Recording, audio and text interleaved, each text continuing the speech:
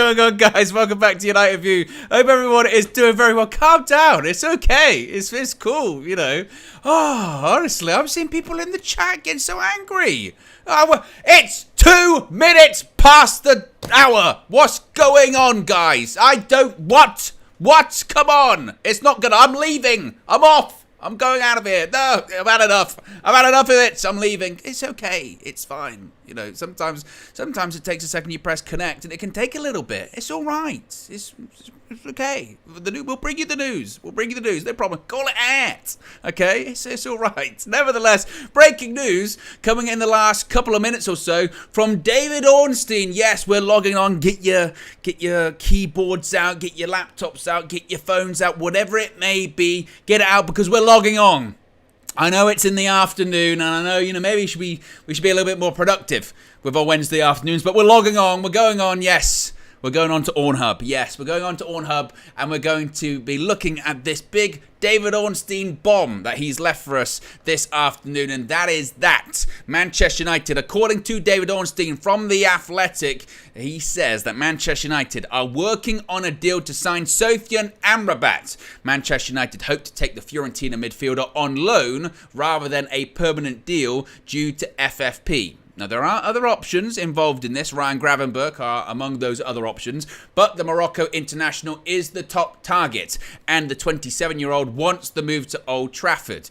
Now, you might be saying, wait a minute, though, Owen, isn't he on the last year of his contract? How is that going to work out? I'll tell you how it's going to work out, but first, reports from Italy do suggest that Fiorentina will accept a loan with an obligation to buy offer for Sofyan Amrabat. As far as how this would work with his contract, it is being reported that they do have the option, Fiorentina, to extend his contract, trigger an option to extend for a further year. So what they would do, likewise in the situation with David Raya, when he went from Brentford to Arsenal, they would trigger that extension for an extra year. He would go on loan to Manchester United in this instance, and then there would be an obligation to buy at the end of it, therefore surpassing the FFP situation, surpassing the FFP issues that are going on with that as well. As far as what Amrabat's doing right now, Fabrizio Romano has also just tweeted that Sofyan Amrabat, again, won't be part of the Fiorentina squad for the game against Rapid Vienna this evening. The decision has been made.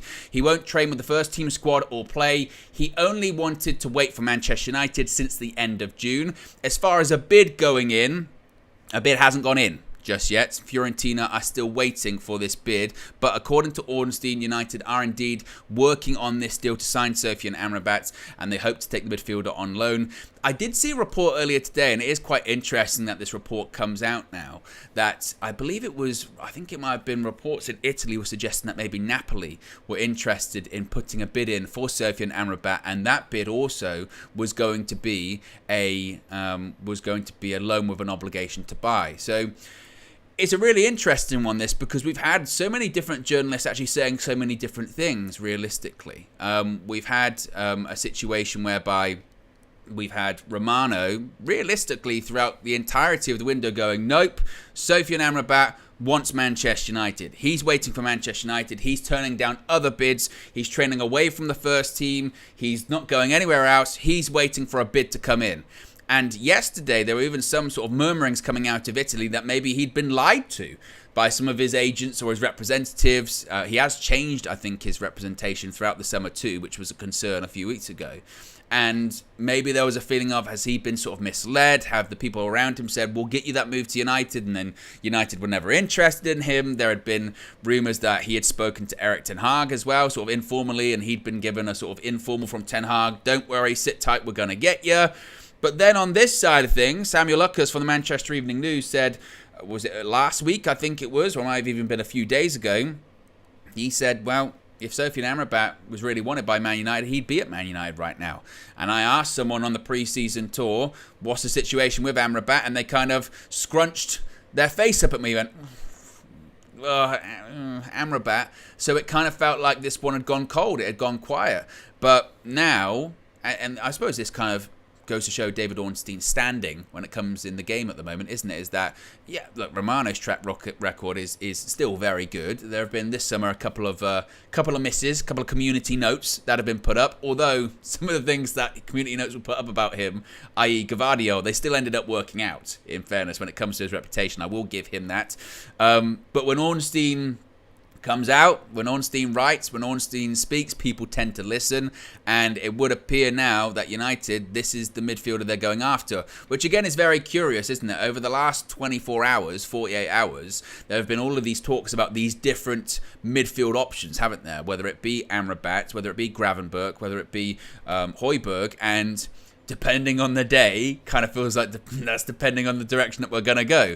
When news comes out, hey, Bayern Munich might be interested in McTominay, that lends into, well, Man United might be looking for Gravenberch. When it goes into Højbjerg, that kind of came out of nowhere, and initial contacts had taken place. Now, Ornstein, Romano, and others, et al., are saying that United are working on this deal to sign Sofyan Amrabat, and I think the key thing involved in this is they're suggesting that indeed what Romano was saying was accurate, which is Amrabat's the top target. United are talking to other midfielders. They are having initial contacts with other clubs, but the top target is Amrabat. That's the one that they want, and now they're looking at this loan rather than the permanent due to FFP, which also I think goes to show United's financial issues at the moment, or the FFP stranglehold that's currently around the club. We know Amrabat's available for what? 20 million, 25 million, something like that, and we can't afford it. Like we can't afford that. So I think that goes to show just how financially stricken we are at the moment. We're back in the territory that we were in January once again. Remember in January when we were linked to all of these players, and it just came back to we're not buying anyone. I mean, it's loans or the cheapest of cheap, which is kind of the territory we're in now.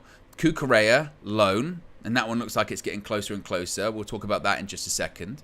But Cucurella, loan fee of probably £4 to £5 million. Sofyan Amrabat, loan, with an obligation to buy next year. A goalkeeper, around sort of £4 to £5 million. And it makes you wonder, certainly, because you go, wait a minute, Dean Henderson's just gone for 20 million quid. Where has that gone? Has that gone in to try and plug the gaps of the money that we've already spent this summer? Where is that going? You know, Scott McTominay, is he going to go? That price from 45, 40, maybe has been dropped down to 30, 35. It's very, very odd. In fact, just a bit of an update on this as well. This is always why it's good to go live with this kind of stuff. Samuel Lutkus from the Manchester Evening News, who was the same person who said that United really, well, they said they weren't in for Amrabat, but said that it was more from the Italy side of things, has now said that Manchester United are working on a late deal to sign Fiorentina midfielder Sofyan Amrabat, which again, very curious considering he was one of the sort of leading people, maybe sort of indicating that it might not happen, or certainly a lot of the talk was from elsewhere and not from Manchester United. Maybe it was being driven by agents and reports and journalists in Italy, but it looks like certainly wait to this story. And I think maybe Samuel Lutkus is looking like, ugh, shit, basically. I wish I could play my soundboard button. That's also why I was 2 minutes late, was because my soundboard stopped working. I went to log on and it sort of froze. Then it went, we don't know who you are. I am. It's my soundboard. What's going on with soundboard? Why can't I use it? I can't press my buttons. I've lost my crutch. I've lost my crutch that I would lean to and move over here. I don't have that now, and I feel naked on stream. It's a disgrace. It's a cheat. But that is the latest when it comes to Sofyan Amrabat. As I mentioned, if you are just joining us, be sure to smash a like on the like button. Be sure to subscribe, by the way. I don't know about you. Top right-hand corner, you can see 150,898.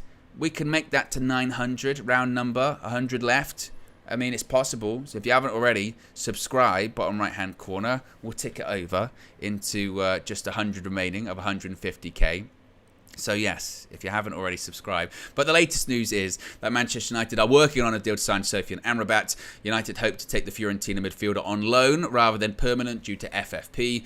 There are other options, Gravenberch, etc. But the Moroccan international is the top target. The 27-year-old midfielder wants the move. And frankly, given how much he's put into this, given how much he's sort of waited out, given how much he segregated himself from the Fiorentina squad, basically saying, I'm not playing for this team again. I'm getting my move. I want to go to Manchester United. I'm waiting for a United bid. That's all I care about. That's all I want. That's all that's the move. I am moving to basically, I am moving to Manchester United this summer. Make it happen. Go to his agents. Make the move to United happen. And those agents don't really work out. I'm getting new agents. Get me that move to Manchester United. That's what I'm doing. I want that move. For everything that he's done to try and facilitate this move this summer, now that talks have begun, now that talks are ongoing, seemingly, a bid hasn't gone in just yet, it must be said, but now that United are working on that deal to sign him, you would think the moment he gets a whiff of that, it's like, right, Fiorentina, make it happen, accept the loan. And I think once you get into this territory, we're 2 days left. I mean, including today, 2 and a bit days left of the window. I was talking to Flex about this before I went live. Sort of strange stuff starts to happen, you tend to find. Clubs start to panic, players start to panic. They realise that all of the bravado and all the sort of jockeying for position is real. And it happens every year, and it kind of makes me laugh a little bit. You know, I'm not leaving, I'm not doing this, or we're not selling this player, we mean it, we're not selling this player. And then it dawns on them, oh, we're going to be left with someone that doesn't want to be here, or oh, he's got a year left on his contract. Granted, they have the option to extend, so they kind of are in a position of power, but they realise, you know, we need to let him go. We need to do something. So that's what they're trying to do. Let's see what people in the chat are saying. MPT says here, loan with a year left on his deal. He's going to be for a free. I don't think Fiorentina are going to do that. Well, indeed, that is the misconception, because Fiorentina have an option on his contract, and even if they didn't have an option, which by all accounts they do, even if they didn't or don't, they would again work something out whereby it would be a situation of, okay, you sign a new contract for a year, you go out on loan, there's a mandatory, you have to buy him, so we're going to get the money for you. They would work something out. This is the thing with football and football deals, they can be put together, but I believe the reporting is that they have an option to extend. So they would just do, again, what Brentford did for David Raya, which was, Arsenal, we can't afford to buy him right now because of FFP. Okay, we'll extend his contract, take him on a loan, obligation to buy at the end of it. That's the situation. So, yes, that's the latest when it comes to Sofyan Amrabat as well. What are people saying? Tank, are you covering reports of Donny? Yes, you can see him on the screen right now. We're going to be talking about Harry Maguire and also Donny too. You don't have to worry about that either. Soham with the super chat there says, what will United's net spend be this summer? I have no idea. My maths is terrible. My maths is awful. So you can figure that out. You can figure that out in the chat if you haven't already. I don't know what the net spend's going to be. United's net spend tends to be pretty horrible because we're not very good at selling people. Historically, we're awful at selling players. And realistically, that's why we're looking at him. That's why we're looking at him on loan, Amrabat. If we were actually competent at selling people, we'd probably go in for a permanent deal. But we're not. If anything, it might be an indication of what we're looking at in terms of exits over the next couple of days too. We're going to talk about Donny a bit later on. But that one, which many people assumed initially was going to be a permanent deal, that ain't looking like a permanent deal now. Donny van de Beek most likely is going to exit on loan. Now, the club we're going to talk about in just a bit, I don't know if he's going to go there. By all accounts, he's got other attractive proposals, but the likelihood is Donny's exit will be a temporary one, unless, again, there's an obligation to buy at the end of it. So, again, it goes back to, if we sold Donny, maybe we would buy Amrabat. But we're loaning out Donny, so we're probably going to have to loan in Amrabat. That's the way United are sort of, I think, looking at it at the moment as well. So there you go. That is the latest when it comes to Amrabat. Once again, United are working on it. It's felt, certainly reports are suggesting that Fiorentina will accept a bid which is a loan with an obligation to buy for Sofyan Amrabat. He's not going to be playing for Fiorentina tonight, which is, again, he hasn't been playing for Fiorentina anyway. He's segregated himself much out of the squad at this point, so he's not going to be involved in that. And here's hoping. Loan deals are easier to do. They're quicker to do than permanent deals. But obviously you then have to add on to the part of, well, if there's an obligation to buy or a mandatory option to buy, what have you, then that might take a little bit longer. But now it's up against the race against time. We've got until Friday to get that deal done, and it's looking like possibly 2 loan deals could be done by Friday. One being for Sofyan Amrabat, the other being for Marc Cucurella. Of course, that permanent deal for the goalkeeper looks like it's going to be done as well. Let me put a poll in the chat about if you would be happy with that bit of business. Would you be happy with Cucurella and Amrabat loans before deadline day? Poll is in the chat. There you go. Poll is in the chat when it comes to that one. Honestly, and by the way, lots of people keep saying this, so I will repeat myself once again about it. Lots of people saying he's leaving on a free next year. It can't be an obligation to buy. There is an option to extend his contract. I don't know how many times I have to say this. There is an option to extend his contract. Even if there is not, they will work out a contract extension. Fiorentina are not that dumb, basically. Fiorentina wouldn't be like, we're going to accept a loan deal, and he's going to leave on a free. They won't do that. Either there's an option to extend his contract, which I believe there is. If not, he will sign a new contract to facilitate his exit from Fiorentina. They will get their money. They will get their cash for Sofyan Amrabat. They would not be that naive or stupid. As far as how would I vote in that poll, honestly, at this point, I would be happy with it. It's the best of a bad situation regarding Cucurella. Flex and myself spoke like that. Spoke about that this morning. When you look at the left backs that are available, honestly, Cucurella is probably the best of a bad bunch. There's the possibility you might end up getting the good Cucurella that was at Brighton and Getafe, as opposed to the Chelsea Cucurella, who was awful last season. So that's hopium. We're trying to justify it. I'm not shying away from that one. But if you said Cucurella and Amrabat, I would still like another midfielder involved in that, if indeed that was possible. I don't know. I think United might look at that and go, that's good enough, which is my concern. But obviously at this point, we're desperate. As a club, we're desperate. As a fan base, we're desperate. I think Erik Ten Hag as a manager at this point, he's looking at some of his performances and the injuries. He's desperate too. We're all desperate. And when you get into the stage of desperation, you kind of take anything. And if you can get the best of a bad bunch, that's what you're kind of looking at. Amrabat, I think, it probably does a bit of a disservice to him to call him sort of a desperation bid or desperation purchase, desperation loan or anything like that, because seemingly, depending on who you believe, we've been tracking him all summer. But there's no doubt about it that we're desperate for a variety of reasons at the moment. And Soham says Murto and co should be sacked, not at all happy. Well, I think a lot of people aren't happy, and let's face it, once the takeover, if it does ever get done, I don't think they'd be long for remaining in their roles anyway, quite frankly, because they'll bring in their new people. There hasn't seemingly been a lot of turnaround or change when it comes to how we operate in the market. Yet again, we find ourselves late in the window, acting upon desperation. It was, I say forgivable, but it was somewhat sort of, well, last season, new manager, a lot of sort of stuff up in the air. But we didn't start the season well. We were slow to react. We went after Frankie de Jong so much. It didn't work out, so we had to pivot, and we got our deals done later on. Ultimately, in the end, it kind of worked out because we finished third, we won a trophy, and we got to a cup final. But clearly, no sort of errors have been learned from this year. There have been some other mitigating factors. Yes, I understand FFP and injuries, but we find ourselves in an all too familiar situation, don't we, at the end of this transfer window. And it's incredibly frustrating, no doubt about that. Lux Hill says Taremi is going to AC Milan for 15 million. We should hijack it, but I don't think we will.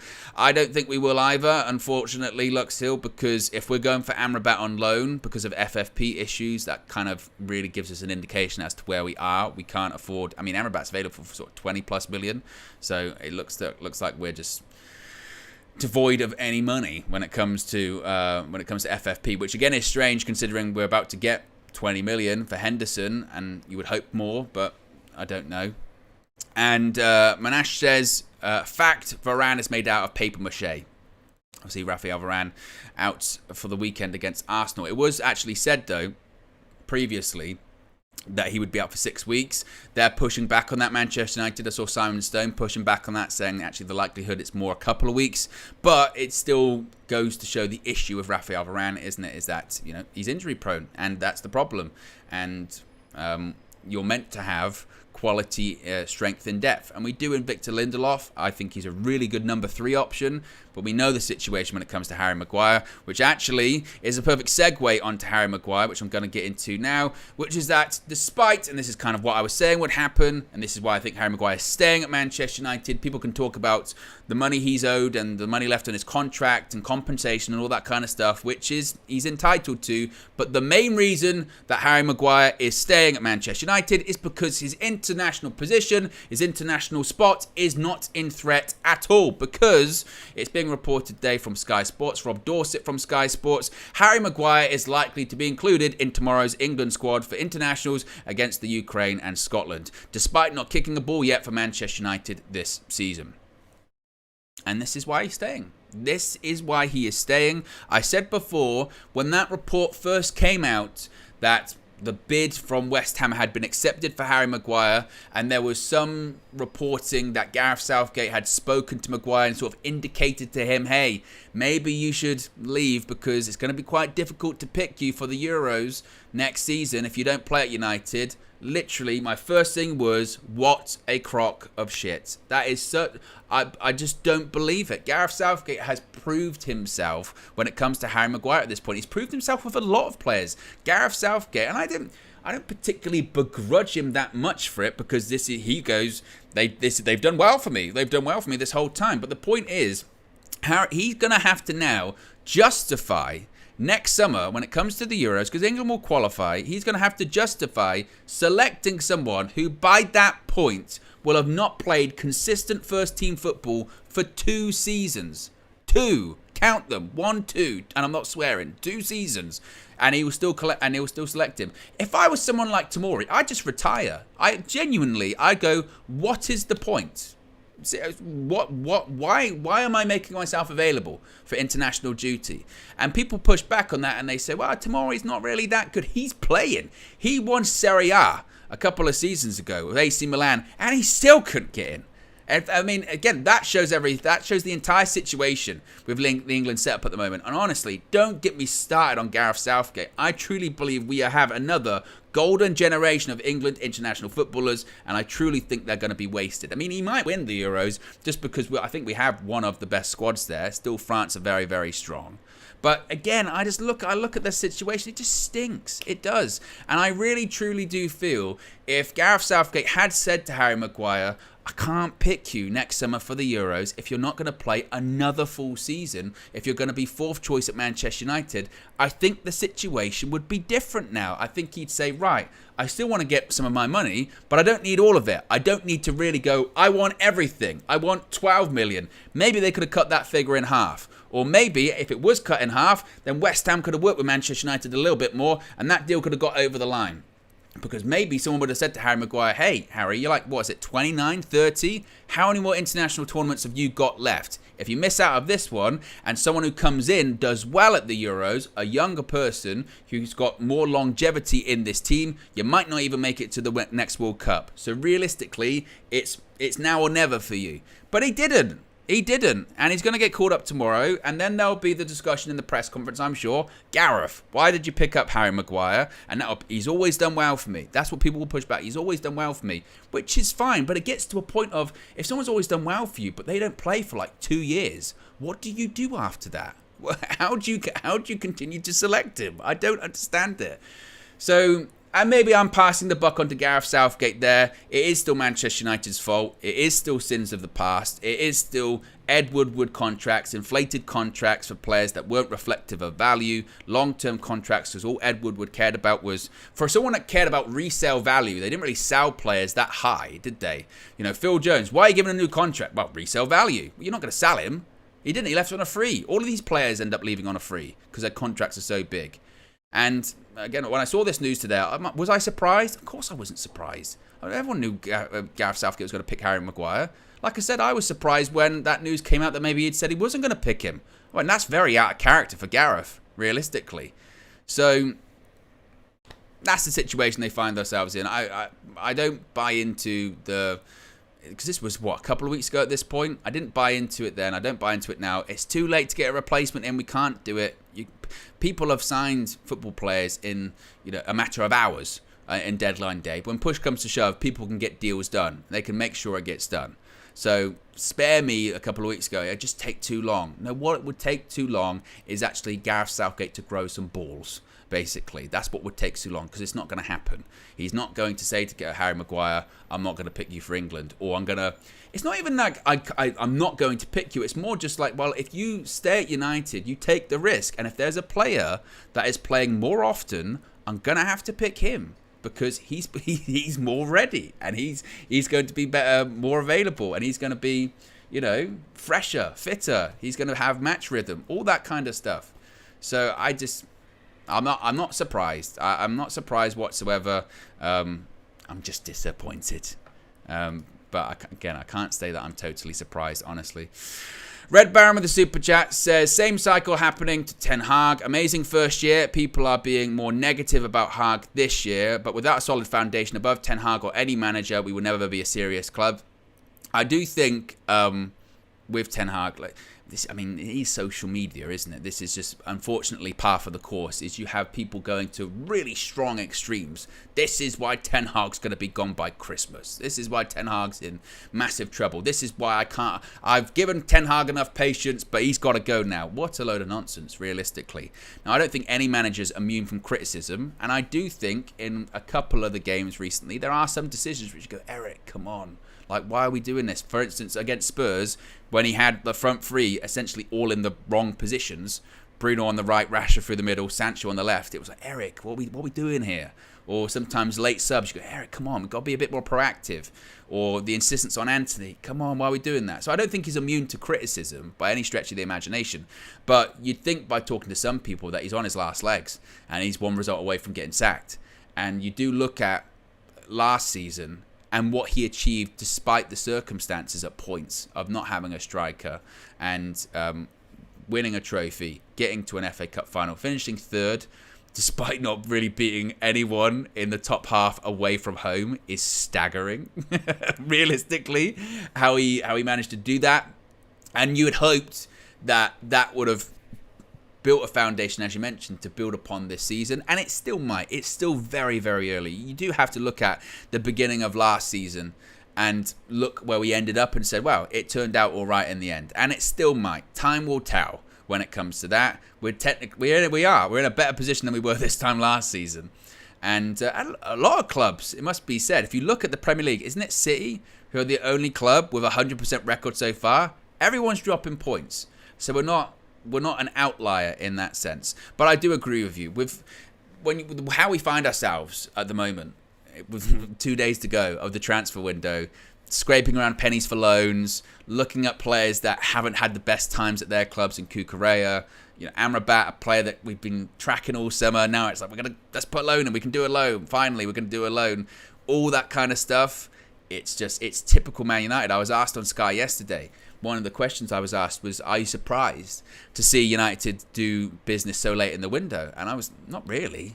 Obviously there are mitigating circumstances this year, FFP, takeover, etc. But it's par for the course. Last year, we signed Casemiro and Anthony once the season had started. Year before that, Cristiano Ronaldo was basically on deadline day. I think it was officially confirmed. An agreement in principle was a few days earlier. That's just what United do, unfortunately. They are not proactive. There's not a lot of forward planning.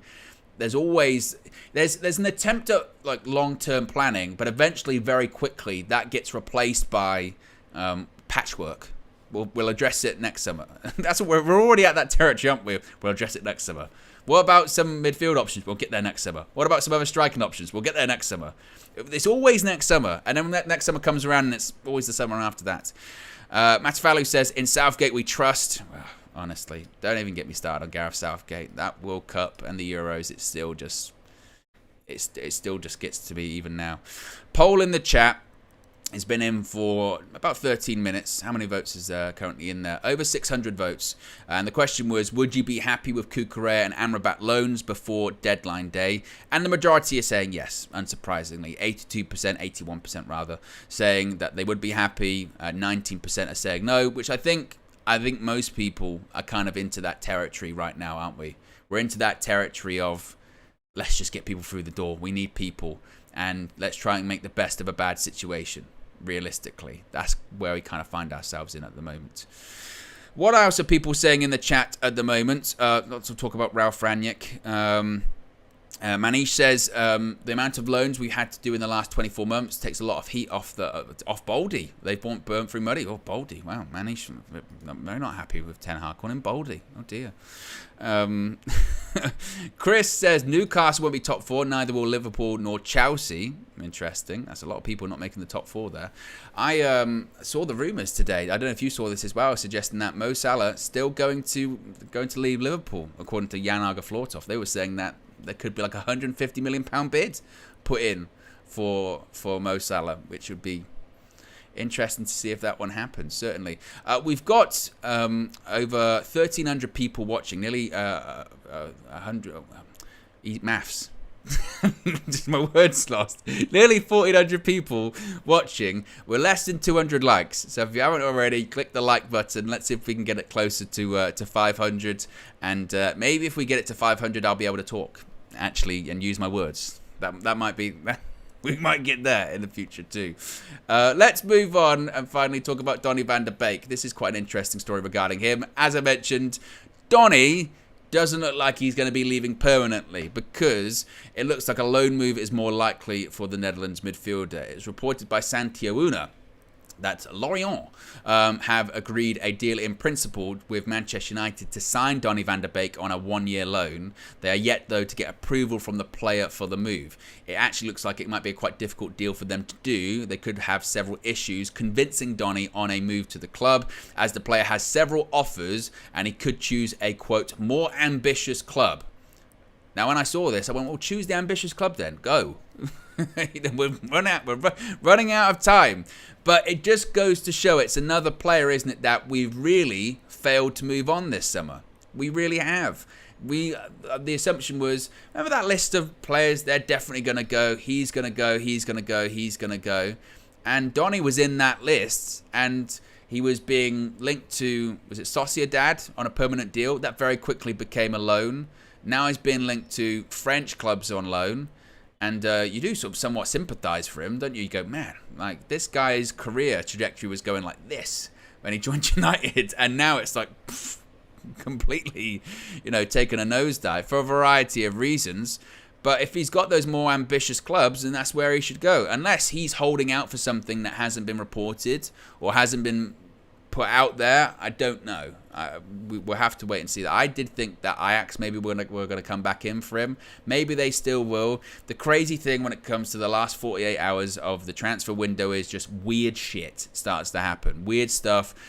Clubs come in for players that they weren't interested in previously, and maybe that's what Donny's doing. Maybe he's keeping his options open. I do think this is part of the catalyst for United going, right, we can't wait that long, seemingly, for permanent deals to happen. Donny doesn't look like he's going to be leaving permanently, and the other outgoings may or may not happen. Therefore, let's just do the loan for Amrabat, and we'll buy him next year. We want to buy him, we need him, but we can't afford to do it now. FFP, it's going to be tight, or we can't certainly rely on... Because remember what they kept saying? Fred and Donny got to go, then they'll get Amrabat. Fred's gone, Donny's still here. That was the big thing. Donny's got to go, and then we'll get Amrabat. And it's looking like Donny's going to be alone. It might not be to France. It might be somewhere else. Don't know. Scott McTominay, who knows, realistically. There were links to Bayern. It looks like Bayern are going to go for the Fulham midfielder, Paulinho. It looks like they're going to go for him. Although, it's going to cost them a fortune. I mean, clubs will come. Was it West Ham put a big bid in for him? And Fulham went, not a chance. It's going to have to be, especially late on in the window. But if you're going to go for a top quality player with several years left on his contract, which is the case at Fulham, then they can charge astronomical money, and they will to Bayern. So I'd be quite surprised actually to see if that one went through, honestly, unless They did a madness, and they got Gravenberch on loan as well. Maybe they did something like that. I don't know. Maybe that's kind of the make weight that they'll try and do. But Donny looks like it's going to be a loan. Therefore, Amrabat looks like it's going to be a loan. As for what that would mean for Donny, I don't know. Look, obviously, he needs to play football. There's no doubt about that. But he doesn't have a future at United. I mean, that might seem really cold and callous, but he doesn't. Even under Erik ten Hag, he just doesn't have a future at the club. And he needs to play. He hasn't played for the Netherlands since the end of 2021. And a bit like Harry Maguire that I was chatting about earlier, there's a European Championships coming up next summer. And he'll want to be involved. He won't want to miss out on another tournament for the Netherlands. So he realises this is a season he has to be playing. If he's playing regularly, he'll most likely make that squad. It won't be an issue. But he's got to be playing. And he's not going to be playing at United. It's not worked out. Whether it's he's not good enough, whether it's the league's too physical for him, whether it's about opportunities, style of play, whatever excuse you want to give, and people give several when it comes to him, it's not worked out. And the most important thing for him right now, he needs to play. He's just come back from a big injury. He looked very sharp, I thought, in preseason. I thought he did well, actually, for us on a couple of occasions. Obviously, he scored that goal. But even on the US tour, he came on and I thought looked lively. And he just needs to play regularly. That's it. Just needs to be playing regularly and playing games. So looks like he's still going to be going, but it's going to be on loan. And that permanent one isn't going to happen, which does impact the Amrabat situation, which is why I think we're going in on loan for him as well. Finally as well, just before I wrap things up too, Fabrizio Romano has also spoken a bit more on the Marc Cucurella deal. And this is realistically, guys, this is what it's going to be like for the next 48 hours. It's going to be a situation whereby we're going to be getting these updates. Stuff's going to be happening fairly fast, fairly quickly. Fabrizio Romano is saying that Chelsea and Manchester United are negotiating for Marc Cucurella, which we knew. The final fee will be less than Chelsea's demand of £7 million, which of course is that loan fee they're looking for. And it is expected that the player will join United. I think once the news came out yesterday, and we touched on this morning, Flex and myself, that once the news came out yesterday that United had agreed personal terms with Cucurella, it's probably happening. United tend to operate in reverse, particularly after the Frenkie de Jong situation last year. If they've agreed personal terms with the player, they'll do their very best at making that deal happen, and they'll negotiate. It's really a win-win for all parties as well at this point, isn't it? Chelsea, they seemingly don't have Cucurella in their plans. He's on big wages. They're not in Europe this season. They need to get people off the books, and it suits them. United, we need a left back. We need a left back. Shaw, out of action until November, maybe even longer than that. Malacia, who knows? Ten Hag said last week, several weeks. But even if Malacia were to come back, do you really want to put your left back hopes on a player that's just come back from injury that is a backup anyway? Diogo Dalot right now is doing a job at left back. Most likely he'll start at the Emirates at left back. But there also needs to be games, what if Wan-Bissaka's injured? Or what if Wan-Bissaka's not playing well? We need to play someone at right back. So we're short. We need a left back. And again, with the Cucurella one, we're into hopium territory very much. And if Ten Hag can get something out of him, if Ten Hag can get him anywhere near the level of player he was at Brighton or Getafe, then that's a win for United, isn't it? Considering the circumstances, considering the situation, that is a win. There's no real long-termness in it, really. He's got a super long contract at Chelsea, and unless he does spectacularly well at United and Chelsea just go, well, or Pochettino, if he's still there at that point, and he says, I don't want him, I'm not interested in having him at the club, then maybe United can work something out next year. But once again, it's next summer FC. It's next year. We'll figure it out later on because we're desperate at this point. But given how Ten Hag plays, given the system, given the inverted fullbacks, and the fullbacks realistically, I mean, you've seen Dalot and Wan-Bissaka and Shaw when he was fit in recent weeks. At points, they're playing as almost central midfielders. And given Cucurella's ability on the ball, it could just be really suited to that. It could also be sort of a system and tactical thing, and he'll have a point to prove and prove people wrong. It might be a bit of shrewd business. The initial reaction still is like, man, you watched him last season and he was poor. Really, really poor. But everyone at Chelsea was poor last season. Everybody. So it's not fair just to completely single out Cucurella because everyone was shocking last year. And people were saying the same thing about Mason Mount when we bought him, saying, yeah, but everyone was poor. Let's see if he can turn it around. So that's the territory we're in. We're trying to make the best of a bad situation right now. And that best of a bad situation looks to be Cucurella on loan.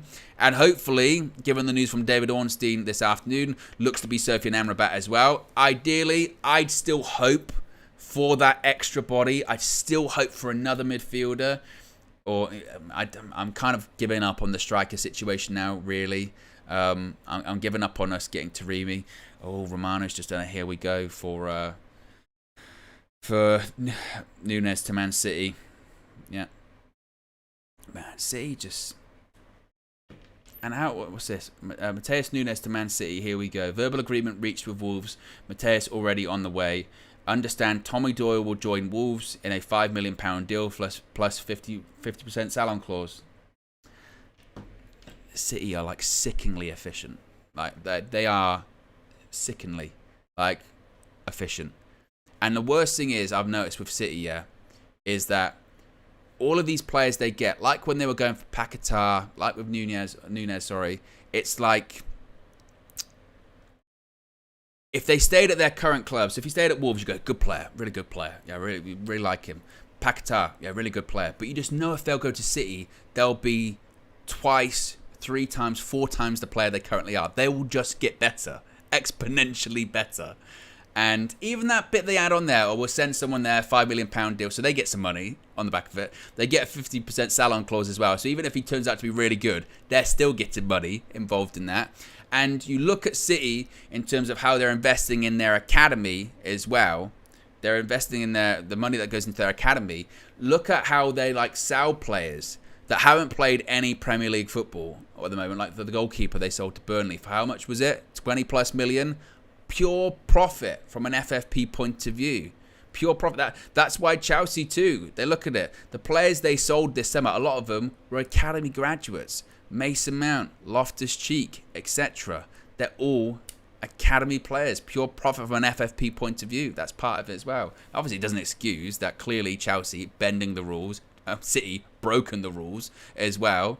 But that's just honestly. Never that. It's fine. We'll move on. Anyway, guys, how many likes are we currently on at the moment? We've got nearly 1,500 people watching. We're currently at still less than 300 likes. So if you haven't already, click that like button. Be sure to subscribe. We did get over that 900 number as well. So we're less than 100 to go. Less than 100 to go to 151,000 subscribers. So really appreciate everyone that's tuned in. Everyone has subscribed recently. There is plenty of content on tap. You kind of get lost up in that there's games coming and draws coming as well. What's on tap for tomorrow? Tomorrow, of course, morning show, 9 a.m. I'll be with you live. In addition to that, Champions League draw tomorrow. Champions League draw is tomorrow. So we're going to be covering that too. We're going to find out who Manchester United have got in the group stages of the Champions League. In addition to that, of course, we're playing Arsenal at the weekend. So there's plenty of content to be created. There's plenty of content to be dropped. Keep your eyes peeled for plenty of crossovers because you know us, when it comes to Arsenal, we'll be ready. We'll be ready. Anyway, guys, as I mentioned, hit the like button. Be sure to subscribe, bottom right-hand corner, and I'll speak to you again very, very soon. I'm out of here. Peace.